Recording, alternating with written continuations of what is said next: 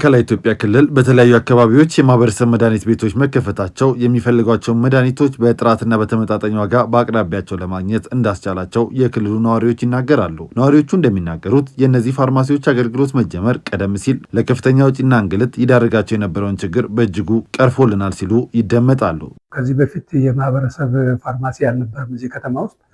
ህብረተሰቡ መድኃኒት ከምርመራ ክፍል ሄዶ የማይገኙት መድኃኒቶች የሚገዛው ያው ከነጋዴ ነበረ።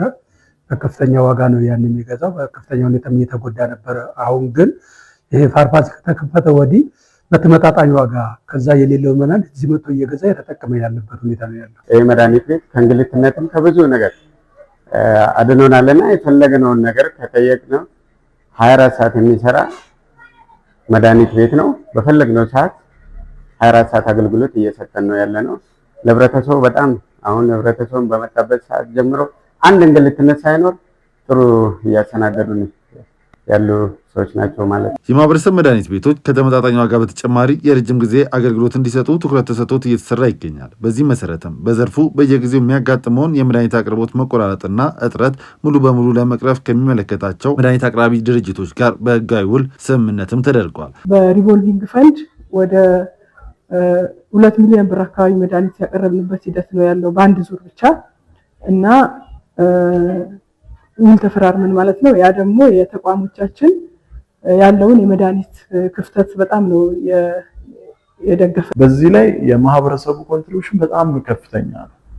አሁን የምናየው ፋርማሲ ኦልሞስት የማህበረሰብ ፋርማሲ እዚህ ጋር ሌሎች ተቋማቶች የነበሩበት ኢሚዲየትሊ ይሄን ሀሳብ ሲመጣ ቦታውን ከመልቀቅ ጀምሮ ገንዘብ በማዋጣት ለግንባታው የሚያስፈልጉ ነገሮች እነዚህ ውስጥ የምናያቸው ማቴሪያሎች ሁሉ በማህበረሰብ ኮንትሪቢዩሽን ያሟላናቸው ናቸው።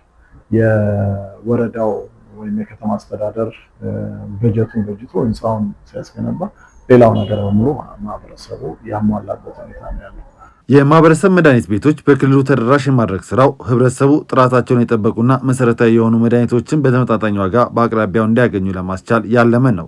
ይህም በህገወጥ የመድኃኒት ንግድና ባልተገባ የዋጋ ጭማሪ ምክንያት በዜጎች ላይ የሚደርሰውን እንግልት ለመቀነስ ከፍተኛ ፋይዳ እንደሚኖረው የክልሉ ጤና ቢሮ ኃላፊ ተናግረዋል። የማህበረሰብ መድኃኒት ቤቶችን በክልሉ ሁሉም አካባቢዎች ተደራሽ ለማድረግ በትኩረት እየተሰራም ይገኛል። አንድ የማህበረሰብ መድኃኒት ቤት በአንድ ዓመት ውስጥ ገንብተናል። እነዚህ 18ቱ ግን የ5-6 ዓመት ግንባታ የነበሩበት ነው።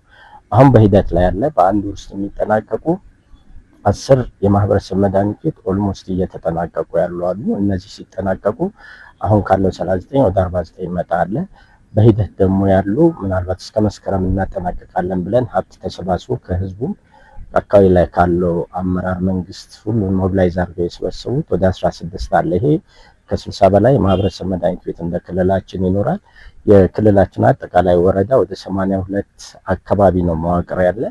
2019 ላይ ሙሉ ለሙሉ ቢያንስ በወረዳ አንድ የማህበረሰብ መድኃኒት ቤት ተደራሽ አማራጭ በሆነ መልክ እናቀርባለን ብለን ነው የምናስበው። የመድኃኒት ቤቶቹን ተደራሽነት ከማስፋፋት ጎን ለጎን የአቅርቦትና ቁጥጥር ስርዓቱ በቴክኖሎጂ በመደገፍ የማዘመን ስራ እየተከናወነም ይገኛል። ይህም ህብረተሰቡ ጥራታቸውን የጠበቁ መሰረታዊ መድኃኒቶችን በተመጣጣኝ ዋጋ በፈጣንና ዘመናዊ አሰራር በአቅራቢያው እንዲያገኝ ለማስቻል ትልቅ እገዛ እንደሚያደርግም ነው ያነሱ። ጤና ተቋማት በውል መድኃኒት የማቅረብ ስራ ሲሰሩ ነበር።